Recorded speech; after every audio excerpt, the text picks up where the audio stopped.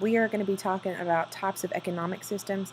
And really the reason that I want to do this is so that when you guys come into class on Friday, you've got some background information and you can very quickly get some ideas about how to make your videos. So when we look at the 4 different types of economic systems, there are 4 basic economic questions that each one answers. And the reason that they are different is because they each answer the questions differently. They look at what to produce, how to produce it, and for whom to produce it. Those are the 3 basic economic questions, and you need to be absolutely certain that you know what those questions are. Now, the first type of economic system is a traditional system. This is an economy based on custom. There are not very many of these left. In the past, this has been probably the most popular, the most prominent one, but there are not many of these left. These tend to be, in Eskimo culture or the Australian Aborigines or in some of these real isolated places that live on subsistence agriculture where they just grow enough for themselves. When they look at, in a traditional economic system, when they look at what to produce, it is the needs for survival. That's all they produce. They don't make extra. There's typically no kind of money or anything like that. How to produce it is basically through hunting and gathering. And then for whom to produce it, they make everything for themselves. So there's very little, if any at all, outside trade. They just make enough for themselves and for their family. And like I said, this is very difficult to find in the modern world. The second one is a command economy. In a command economy, the government is the entity that answers the questions of production. In deciding what to produce, the government makes that decision.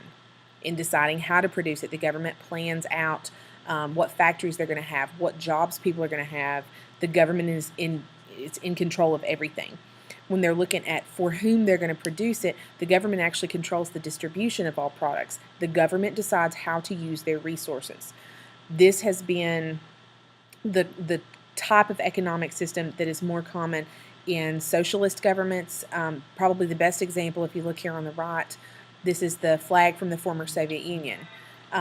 This is the form of government or the form of economic system that was in the former Soviet government.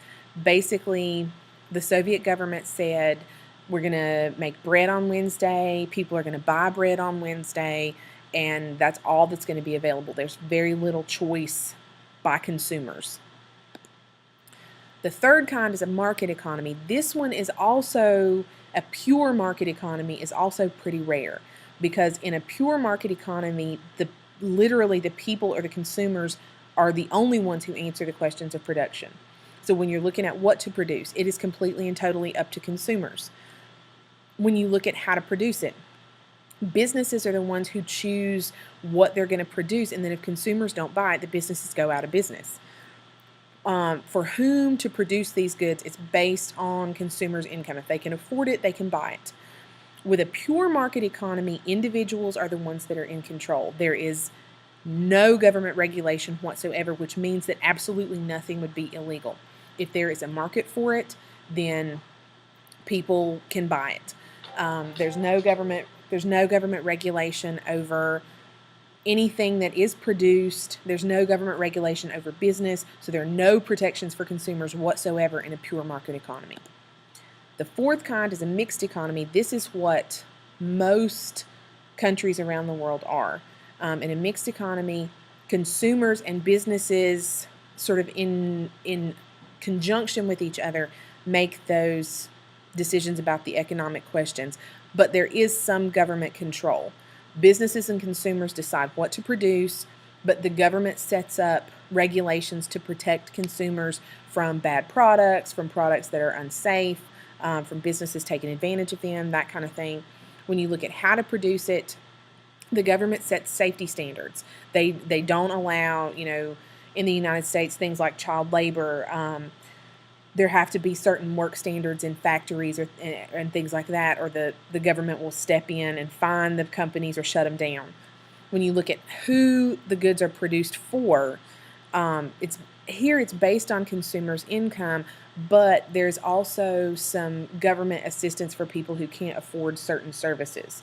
There is, with a mixed economy, like I said, there is some government regulation, but it's mostly for the protection of consumers.